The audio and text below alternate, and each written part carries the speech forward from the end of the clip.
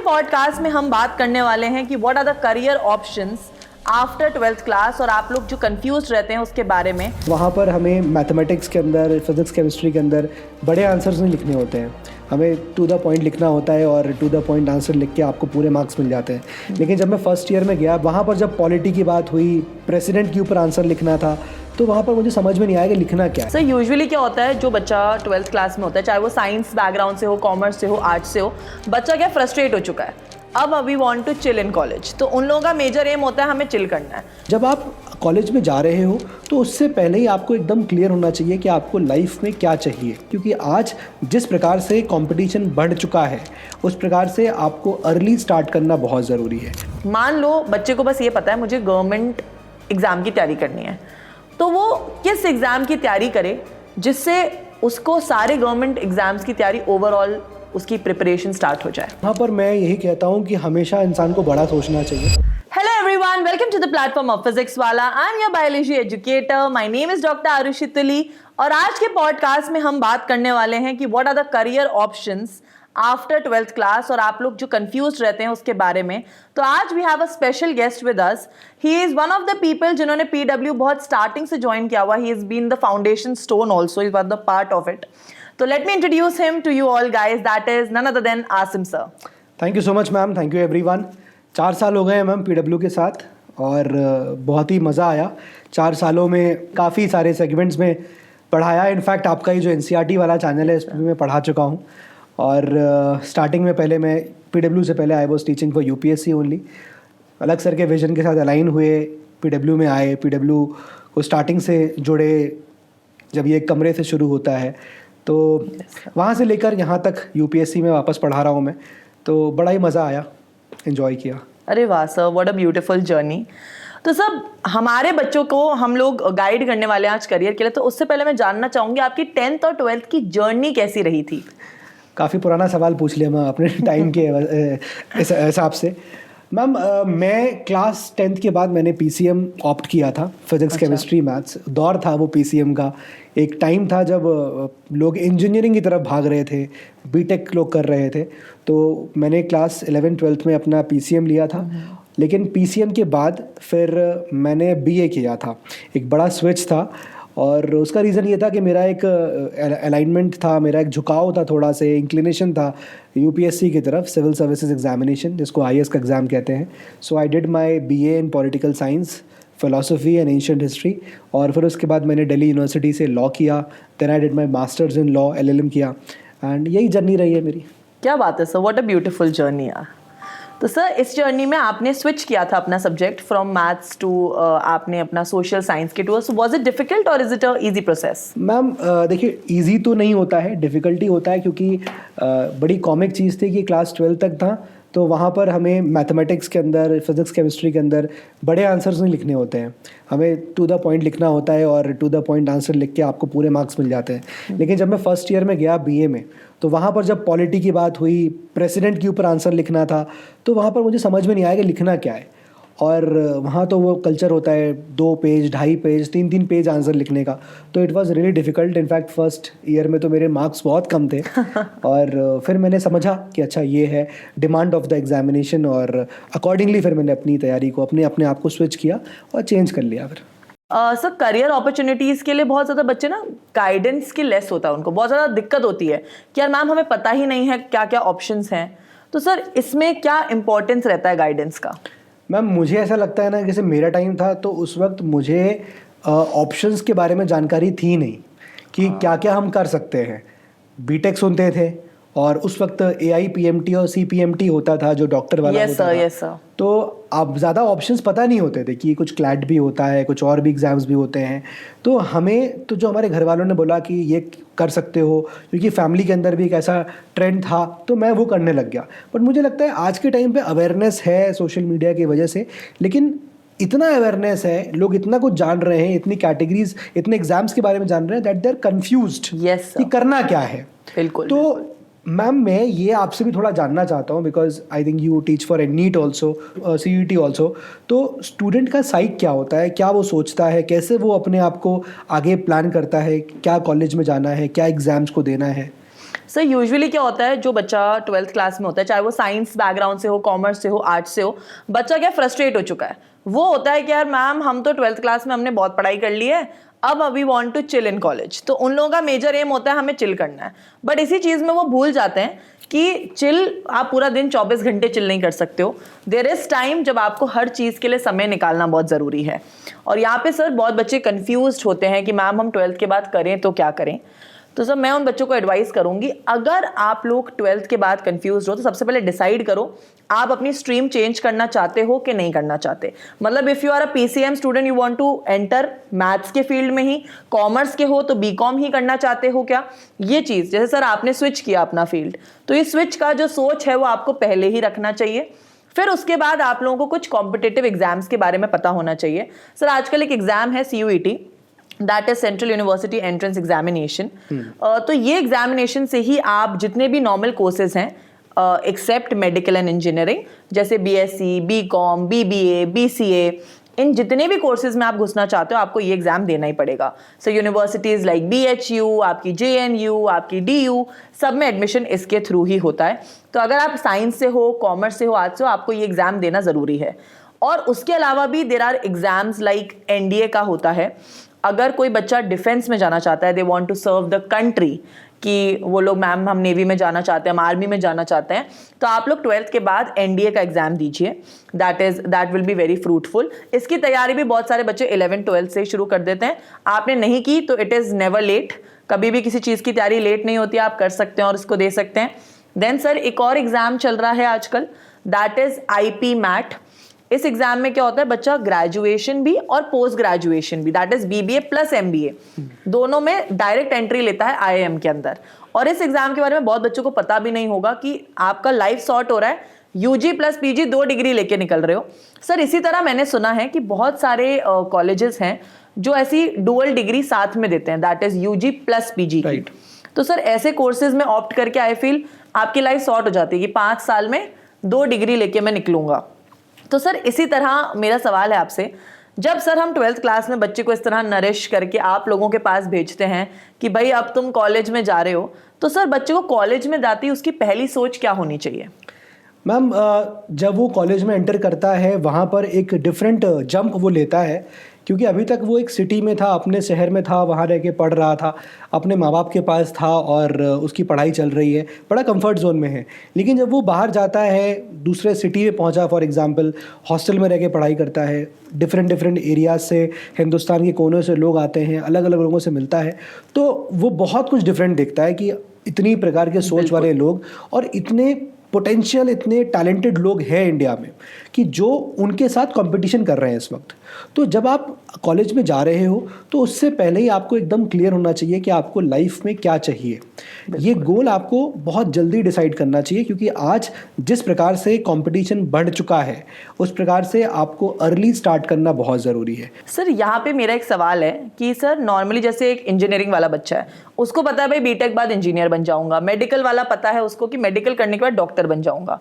But sir जो हमारी majority जनता है जो BSc, BCom, BBA, BCA ये सब करते हैं, वो लोग बहुत कंफ्यूज रहते हैं कि हम क्या करें। But sir her actually Indian house hold में आप देखेंगे हर कोई इंडियन पेरेंट चाहता है कि भाई हमारे बच्चे की गवर्नमेंट नौकरी लग जाए, है ना। इवन लोगों को शादी के लिए भी लगता है यार गवर्नमेंट नौकरी वाला मिल जाए, नहीं ऐसे लोगों को रहता है, ऐसे बहुत लोगों को होता है, मैंने देखा आजकल people are talking a lot. तो सर कौन कौन से गवर्नमेंट एग्जाम्स होते हैं जो बच्चा इन ग्रेजुएशन जिनकी तैयारी कर सकता है? मैम ग्रेजुएशन में अगर जाने के बाद आप अगर BA, BSc ये सब कर रहे हैं तो आप डेफिनेटली कंफ्यूज स्टेट में आते हो और आप ये सोचते हो कि क्या करें अब, नेक्स्ट क्या। तो बहुत सारे एग्जाम्स हैं, जैसे हम वनडे एग्जाम्स इनको बोलते हैं। फॉर एग्जांपल आपका SSC हो गया, बैंकिंग हो गए, रेलवेज के एग्ज़ाम्स हो गए, बहुत सारे बैंकिंग में भी एग्ज़ाम्स होते हैं, क्लर्क के होते हैं, PO के होते हैं। इनफैक्ट आप स्टेट PSCs में आप जा सकते हो, स्टेट PSC की एग्ज़ाम दे सकते हो। ग्रेजुएशन में हो आप जुडिशरी की एग्ज़ाम दे सकते हो। इसके अलावा आप UPSC है, आप UPSC एवरीवन नोज़, IAS का एग्ज़ाम जिसको बोलते हैं, सिविल सर्विसेज एग्जामिनेशन। तो ये सारे एग्ज़ाम्स हैं जिसको आप टेकअप कर सकते हो अगर आप गवर्नमेंट जॉब्स के थ्रू गवर्नमेंट जॉब में जाना चाहते हो तो।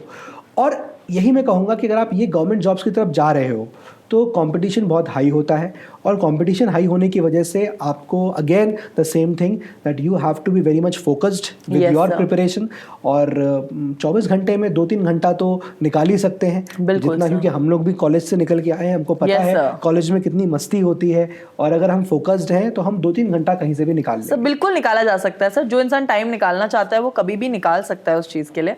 सर मैं यहाँ बच्चों का एक मिथ क्लियर करना चाहूँगी कि बहुत बच्चों को ऐसे लगता है कि यार गवर्नमेंट सीट्स तो बहुत कम है हर एग्जामिनेशन के बाद, तो हम तैयारी करके क्या ही करेंगे, हम तो किसी प्राइवेट सेक्टर में चले जाएंगे। बट सर मेरा ऐसा मानना है कि अगर आप किसी भी चीज़ की तैयारी नहीं कर रहे हो ना, तो आप अपने आप को ही डिग्रेड कर रहे हो।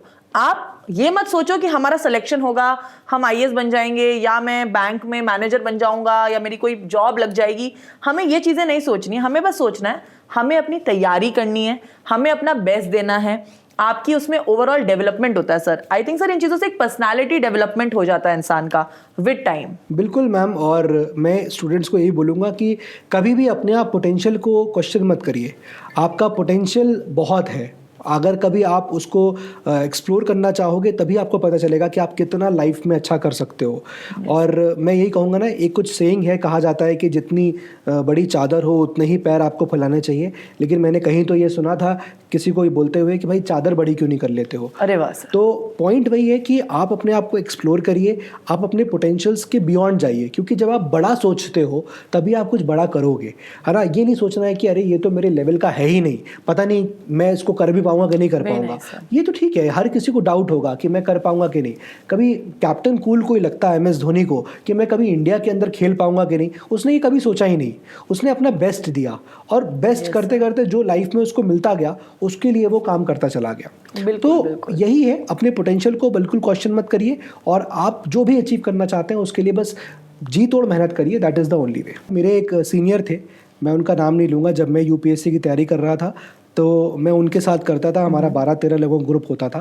तो वो अभी झारखंड में पोस्टेड भी हैं, एंड वो मुझसे ये कहते थे कि उनके घर में, वो कहते थे कि आसिम मेरे घर में ना एक कुर्सी भी नहीं थी बैठने को, इतनी फाइनेंशियल कंडीशंस ख़राब थी।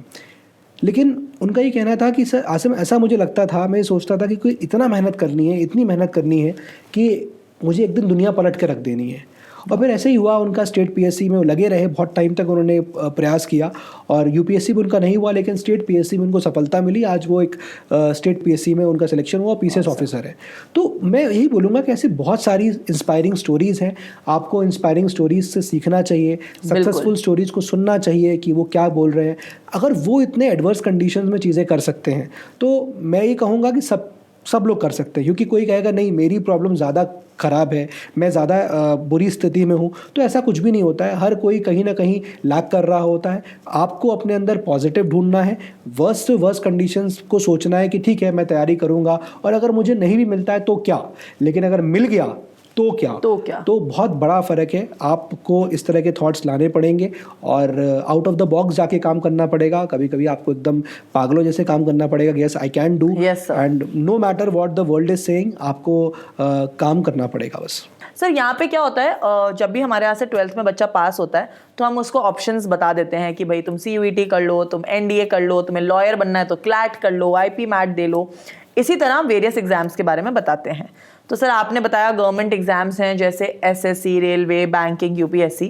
तो सर यहाँ मुझे एक चीज़ पूछनी है कि मान लो बच्चे को बस ये पता है मुझे गवर्नमेंट एग्ज़ाम की तैयारी करनी है, तो वो किस एग्ज़ाम की तैयारी करे जिससे उसको सारे गवर्नमेंट एग्जाम्स की तैयारी ओवरऑल उसकी प्रिपरेशन स्टार्ट हो जाए? देखिए मैम, यहाँ पर मैं यही कहता हूँ कि हमेशा इंसान को बड़ा सोचना चाहिए। और बस one of the biggest exams जो हम देखते हैं ग्रेजुएशन के लेवल पे होता है इंडिया में, वो होता है IAS का एग्ज़ाम होता है, जिसको हम लोग एक्चुअली सिविल सर्विसेज एग्जामिनेशन कहते हैं। बहुत डेप्थ में जाके क्वेश्चन पूछे जाते हैं, बहुत डेप्थ में जाके पढ़ाई होती है, तैयारी करनी पड़ती है। सो काफ़ी बड़ा एग्ज़ाम ये होता है। एंड आई थिंक अगर आप उस एग्ज़ाम को टारगेट करते हो तो नीचे वाले exams possibility is high that आप क्लियर कर ले जाओगे। क्योंकि जैसे SSC हुआ, बैंकिंग हुआ, हिस्ट्री वहाँ भी होती है, यहाँ भी होती है, यहाँ पर थोड़ा फैक्चुअल होती है, वहाँ कंसेप्चुअल होती है UPSC के अंदर। एग्जाम्पल के तौर पे जैसे हो सकता है आपको SSC के अंदर या फिर आपको बैंकिंग GS का जो पोर्शन होता है स्टेट PSCs के अंदर, वहाँ पर आपको सवाल पूछेगा कि सबसे ज़्यादा बारिश कहाँ पर होती है। लेकिन IAS में सवाल जो होते हैं वो ये होते हैं कि भाई यहाँ सबसे ज़्यादा बारिश क्यों होती है। तो UPSC ना आपसे कंसेप्चुअल क्लैरिटी चाहता है। मैं एक छोटा सा एग्जांपल दूंगा। आई थिंक मेरी सब यहाँ जितनी भी ऑडियंस होगी सबने ये सुना होगा कि अभी कुछ टाइम पहले फार्मर के प्रोटेस्ट हुए थे, बहुत ज़्यादा Yes, sir. हुए थे, रास्ते ब्लॉक कर दिए गए थे। तो उस पूरे कंसेप्ट में ना कई सारे फैक्टर्स थे, जैसे किसान, जो सरकार ने कानून पास किया था तो वहाँ पर एक पॉलिटी का मैटर भी था। जब किसान कानून पास कर चुका है तो वहाँ पर एमएसपी की बात भी जब होती है, Yes, sir. फसलों की प्राइस की बात होती है, तो वहाँ पर एक इकोनॉमी का मैटर भी था। वो फसल कहाँ ग्रो हो रही है, वो एरिया जोग्राफिकल मैटर भी था। तो यूपीएससी इस जगह एस कर जाता है जब हम ये देखते हैं कि कोई एक मुद्दा था लेकिन उस मुद्दे में polity, economy, society, religion, culture सब चीज़ें आके मिक्स हो गई। तो आपको जब हर चीज़ एक साथ समझनी है, अंडरस्टैंडिंग इज इंपॉर्टेंट कि आप इस मुद्दे को कैसे देखते हो, that is UPSC. Yes sir, I have heard this कि जब कोई बच्चा किसी बड़े एग्जाम की तैयारी करता है तो छोटे मोटे एग्जाम साथ साथ में ही निकल जाते हैं। आई थिंक सर आजकल तो जनरल टेस्ट जो है, इंग्लिश है, लैंग्वेज सब्जेक्ट है और मैथ्स है, ये I think most of the exams के अंदर कॉमन सिनेरियो में ही है। बिल्कुल मैम, आजकल सारे पेपर्स का पैटर्न ही ऐसा रखा है। बेसिकली मेंटल एबिलिटी आपकी चेक करी जाती है, आपकी कैपेबिलिटीज़ को चेक करने की बात हो रही होती है। इंग्लिश इज़ समथिंग जो आज के टाइम पे मीडियम ऑफ कम्युनिकेशन है, तो वो होना ज़रूरी है। और मुझे लगता है नीचे से लेकर ऊपर तक जितने भी एग्ज़ाम हैं, आप यूपीएससी तक जाओगे तो आपको सब जगह जीएस तो पूछा ही जाता है, चाहे वो डिफेंस के एग्जाम्स हो, चाहे वो आपका क्लैट का एग्ज़ाम हो।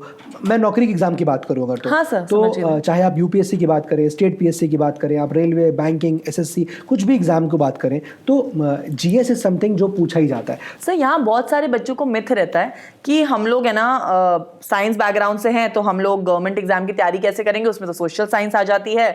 हम लोग कॉमर्स बैकग्राउंड से हैं तो हमारे लिए तो सब कुछ ही नया हो गया। But I want to clear them all कि ये सब मिथ है। आप अगर कुछ चीज पढ़ते हो ना, जैसे जब आप किसी भी गवर्नमेंट एग्जाम की तैयारी करते हो तो आपको ओवरऑल नॉलेज बढ़ता है। आज का दौर दुनिया में ऐसा है जहां पर स्किल ओरिएंटेशन ज्यादा हो गया। Yes, sir. Skill oriented job ज्यादा मिलती है। ये मैटर नहीं करता कि आपने क्या डिग्री करी है, अगर आपको स्किल है, आपको एक्सपीरियंस है काम करने का, तरीका पता है, तो आपको जॉब्स जल्दी मिलती है। तो स्टूडेंट को यहाँ पर मैं यही कहूँगा कि भाई अपनी पर्सनैलिटी पे काम करिए। आप प्रेजेंटेबल हैं, आप बोलने में अच्छे हैं, आप अपने आप को अच्छे से एक्सप्रेस कर पाते हैं, तो there is a fair chance कि आप भीख तो नहीं मांगोगे, आप लाइफ में कुछ ना कुछ अच्छा जरूर कर लोगे। सर यहाँ पे बहुत सारे बच्चे ऐसे क्वेश्चन पूछ लेते हैं, मैम हम अपनी पर्सनालिटी को डेवलप कैसे करें। तो सर मेरे हिसाब से जो मुझे पॉइंटर्स लगते हैं कि पर्सनालिटी टाइम के साथ डेवलप होगी। जैसे धीरे धीरे आपने कोई चीज की तैयारी शुरू करी, आपकी नॉलेज इंप्रूव हो रही है, आपने कोई स्पोर्ट्स ज्वाइन करा, आपकी बॉडी की एक्टिविटी बढ़ रही है, आपने कोई बुक्स आर्टिकल्स रीड करने शुरू करे, आपकी नॉलेज इनहांस हो रही है। सर उसके अलावा किन किन चीजों से बच्चा अपनी पर्सनालिटी को इनहांस या डेवलप कर सकता है? मैम फोरमोस्ट तो यही है कि नॉलेज इज समथिंग आपको अलग लेवल का कॉन्फिडेंस देती है। अगर आपके पास नॉलेज है किसी भी सब्जेक्ट को लेकर, किसी भी टॉपिक पे, तो आप अलग कॉन्फिडेंट दिखते हो। मैंने आपको बोला कि आप 4 लोगों के बीच में बैठे हो, अगर वहाँ पर बात आईपीएल की हो रही है, आप आईपीएल पे भी बात कर पाते हो। वहाँ पर बात अगर रुपया के फॉल डाउन होने की हो रही है, वहाँ भी बात कर रहे हो। वहाँ पर बात अगर किसी एक जोग्राफिकल फिनोमेना की हो रही है तो वहाँ पर भी बात कर रहे हो। तो नॉलेज इज समथिंग जो सबसे पहले आपको कॉन्फिडेंस देता है, और वो कॉन्फिडेंस आपकी पर्सनैलिटी को डेवलप करने में हेल्प करता है।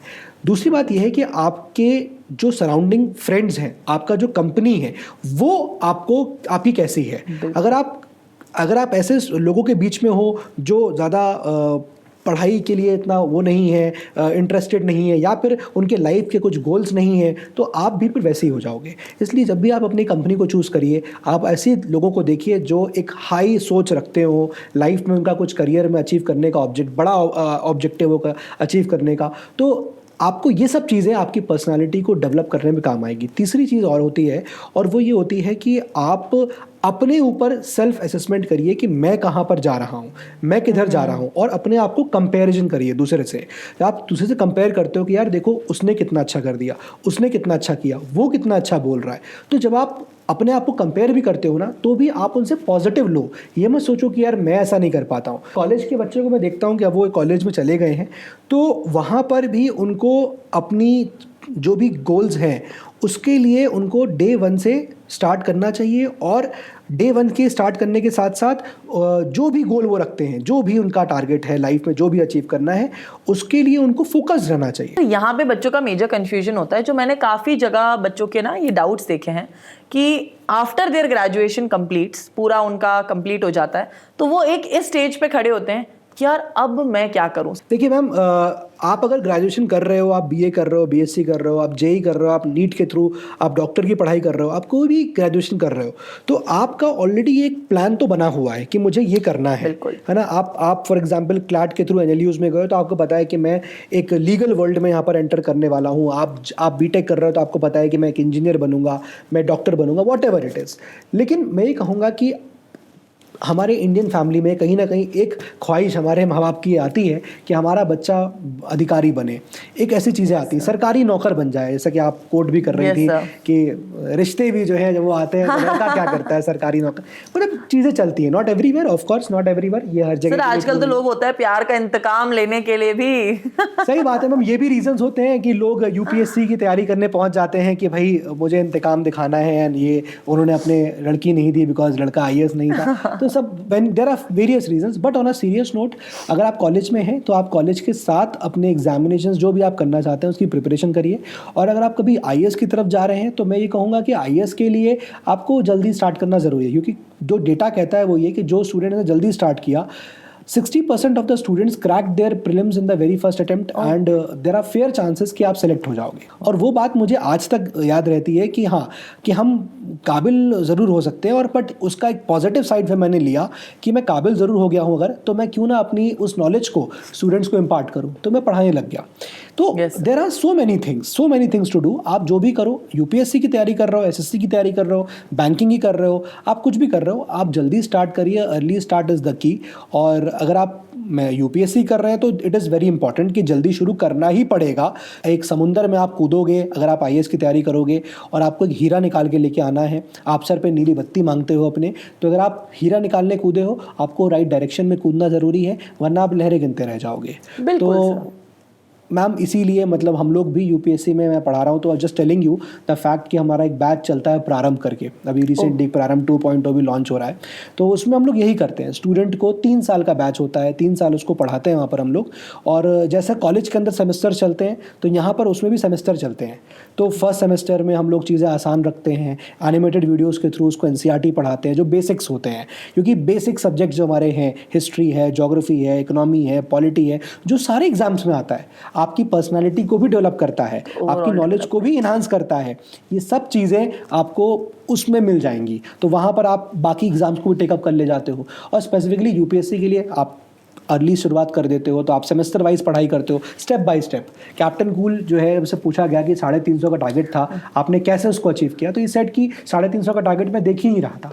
मेरे पास टारगेट होता था कि पहले पावर प्ले में मुझे इतना रन स्कोर करना है, दूसरे पावर प्ले में मुझे इतना स्कोर करना है, फिर लास्ट के 10 ओवर्स में मेरे पास इतना टारगेट होना चाहिए। तो यही चीज़ कही जाती है कि आप अपने टारगेट्स को ब्रेक कर लीजिए। उससे क्या होगा कि आपको टारगेट बड़ा नहीं दिखता है, और जब टारगेट बड़ा नहीं होगा तो छोटे टारगेट्स आप इजीली अचीव कर सकते हो। तो ये बैचेस में भी हम लोग यही करते हैं कि उसको 3 साल पढ़ाते हैं, आंसर राइटिंग करते हैं, उसको हम लोग ब्यूरोक्रेटिक सेशंस में पढ़ाना छोड़ दीजिए। मैं आपको उसके अलावा बताऊं, बैचेस के अंदर hard skills and soft skills भी सिखाई जाती हैं, कैसे चैट जीपीटी यूज़ करना है, एआई का यूज़ कैसे करना होता है, बहुत सारे ऐसे लीडरशिप क्वालिटीज़, कम्युनिकेशन स्किल्स। सिर्फ पढ़ाने की बात मैं नहीं कर रहा हूँ, पढ़ाना तो चलो ठीक है मैम, मार्केट में बहुत कंटेंट पड़ा है, हर कोई किताब देख रहा है, हर जगह यूट्यूब पे कंटेंट है। तो मेन वो नहीं है कि पढ़ाना है, हम पढ़ाने की बात कर रहे हैं, पढ़ा तो जो रहे नहीं हैं, लेकिन उसके अलावा ब्यूरोक्रेटिक सेशंस कराना, आईएएस आईपीएस ऑफिसर्स होते हैं, उनके साथ सेशंस भी होते हैं, बच्चे आपस में बात करते हैं, webinars. So all these things are there. Batches अभी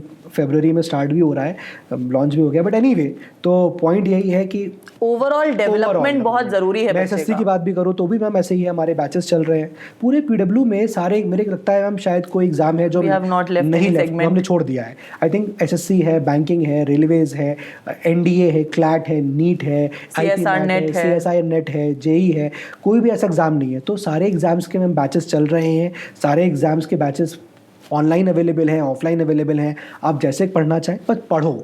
पढ़ना इंपॉर्टेंट है, क्योंकि पढ़ेगा इंडिया तभी तो बढ़ेगा इंडिया। बिल्कुल मैम, और वही बात है कि आप जब पढ़ोगे, आपको पढ़ने की वो एक ललक होनी चाहिए, क्योंकि बिल्कुल आप देखो जो कंट्री में एजुकेशन लिटरेसी बहुत ज़्यादा है, तो वहाँ पर वो कंट्री का एक रुख ही अलग है, उसका एक डेवलपमेंट का स्टेज ही अलग है। लेकिन जहाँ पर लिटरेसी कम है, वहाँ पर एक नेक्स्ट आप नीचे और डिप देखोगे, उस कंट्री में उतना ज़्यादा डेवलपमेंट नहीं है। सर बहुत बच्चे क्या है ये बोलते हैं कि हम ना फाइनेंशियली अफोर्ड नहीं कर सकते सकते हैं, कोई भी टाइप का बैच लेना किसी भी चीज की तैयारी के लिए। तो भाई आजकल यूट्यूब पे sir everything is available online for free, ठीक है। Even PW is doing a great job in providing students a lot of education on all our platforms everywhere. और यहाँ पे आप लोग क्या सीख रहे हो? आप लोग ये सीख रहे हो कि तैयारी जो है हर तरीके से की जाती है, सिर्फ पढ़ के नहीं, आपके पढ़ने के साथ आपके सॉफ्ट स्किल्स हैं, आपके हार्ड स्किल्स हैं। आजकल हमें वो कहते हैं ना, जमाने के हिसाब से मॉडर्न बनो। हमें आना चाहिए सर, आजकल कंप्यूटर चलाना हर किसी को आना चाहिए, बहुत ज्यादा बड़ी नेसेसिटी है। एक्सेल PPT चलाना सबको आना चाहिए। और आप किसी भी चीज की अगर तैयारी करना शुरू करेंगे तो आप वो नहीं तो कुछ ना कुछ और बन ही जाएंगे। आपकी नॉलेज कभी वेस्ट नहीं होगी इस चीज में। तो इसी तरह हम लोग सर अलग अलग एग्जाम्स की तैयारी करते हैं, बच्चों को सक्सेस रेट भी मिल जाती है और कई बच्चों को नहीं भी मिलती है, बट सर वो लोग भी लाइफ में बहुत कुछ अच्छा कर ही रहे हैं। एंड आई थिंक हमारे बच्चे भी बहुत अच्छा करेंगे ही उस फील्ड में। बिल्कुल, माँ बाप का मैम एक ही सपना होता है कि उनका बच्चा लाइफ में कुछ अच्छा करे। ये तो हमारे गोल होते हैं कि हमको एक डॉक्टर बनना है, हमको एक इंजीनियर बनना है। अगर आप डॉक्टर या इंजीनियर नहीं बन पाए तो माँ बाप आपसे दुखी नहीं होंगे या माँ बाप आपसे गुस्सा नहीं होते हैं। वो आपके लिए फिर वरिड होते हैं कि आप ये नहीं कर पाए, अब क्या करेगा बच्चा मेरा। वो डरते हैं आपके लिए कि भाई आपको लाइफ में कुछ अच्छा मिल जाए।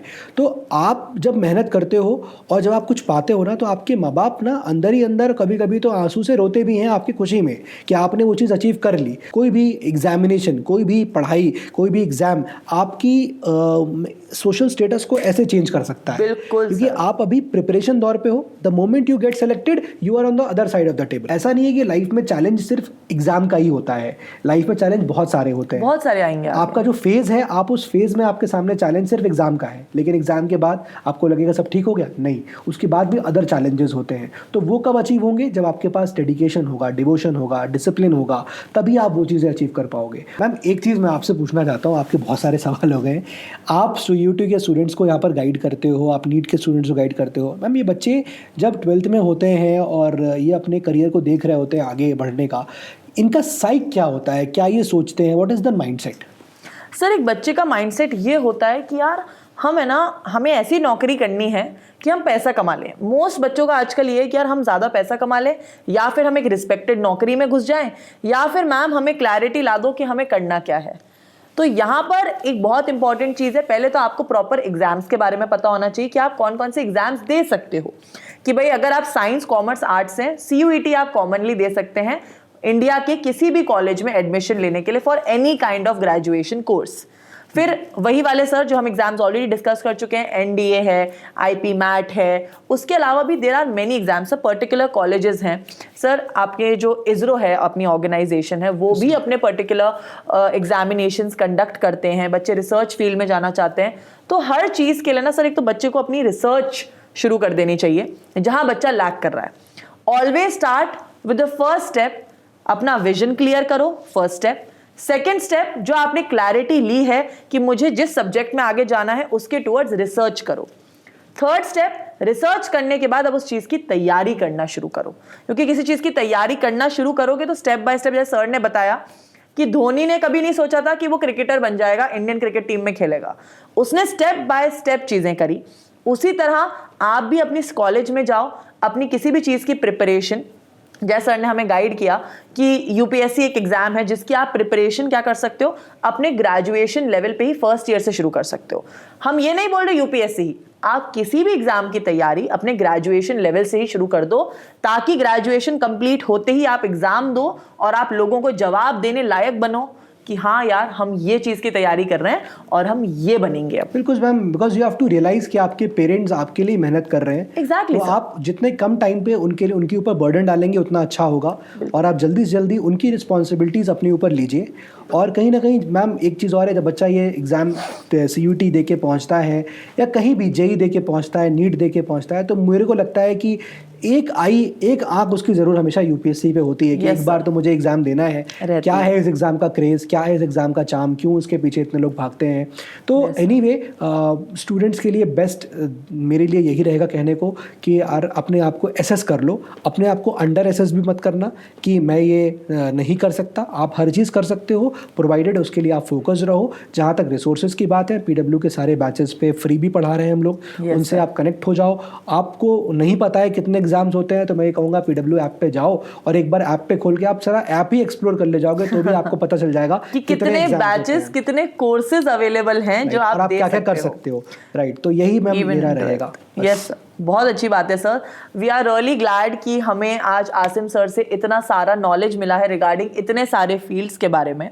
तो sir, we would like to thank you for being here with us and guiding our students for the best in them. And sir, and में आप हमारे बच्चों के लिए क्या बोलना चाहेंगे? एंड से पहले एक बात और ही कहना चाहूँगा कि आपसे भी मुझे बहुत सारी चीज़ें ये जानने को मिली कि स्टूडेंट का साइक क्या होता है, बिकॉज आप जो स्टूडेंट्स को यहाँ पढ़ा रहे हो, yes, वो कॉलेज के अंदर जा रहे हैं एंड वही बच्चे फिर आगे जाके गवर्नमेंट एग्जाम्स की तैयारी कर रहे हैं, तो उनके साइक को भी समझना इंपॉर्टेंट होता है। एंड आई रियली विश मैं फिर से आपसे बात करूँ और भी चीज़ें स्टूडेंट्स के बारे में जो आपको पता चले, बिकॉज स्टूडेंट का ट्रेंड भी चेंज होता रहता है, उनका माइंडसेट ही बदलता है, ज़माना AI का है, डेटा एनालिस्ट का है, तो ये नेवर नो आगे चल के लोग क्या क्या चूज़ करने लग जाएंगे। तो आपसे फिर से बात जरूर होगी मैम। बिल्कुल सर, जरूर सर, जरूर। मैं अपने आपको सेल्फ इनवाइट कर लेता हूँ। नहीं सर, हम आपको बिल्कुल बाकायदा सर इनवाइट करेंगे। बिल्कुल बिल्कुल सर। अब मैं बच्चों आप लोगों को हार्ट टू हार्ट एक चीज़ बोलना चाहूँगी।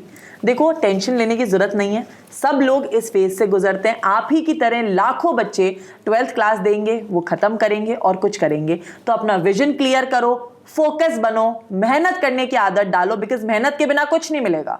Do smart work, do the best work you want to do, और डेफिनेटली आपके गोल्स मिलेंगे। जरूरी नहीं है जो आप बनना चाहो आप वो बनो, हो सकता है कुछ और आपकी जिंदगी में लिखा, आप उससे बेहतर कुछ और कर सको, उससे बेहतर किसी फील्ड में आप बेटर हो। अब आप खुद ही सोच सकते हैं भाई, अगर सचिन तेंदुलकर डांस की प्रैक्टिस कर रहा होता तो आज सचिन तेंदुलकर नहीं होता। ठीक है, तो इट इज नॉट इंपॉर्टेंट कि कोई किस चीज की तैयारी कर रहा है, आप जिसमें बेस्ट हो वो चीज आपको ढूंढ ही लेगी एक पॉइंट पर।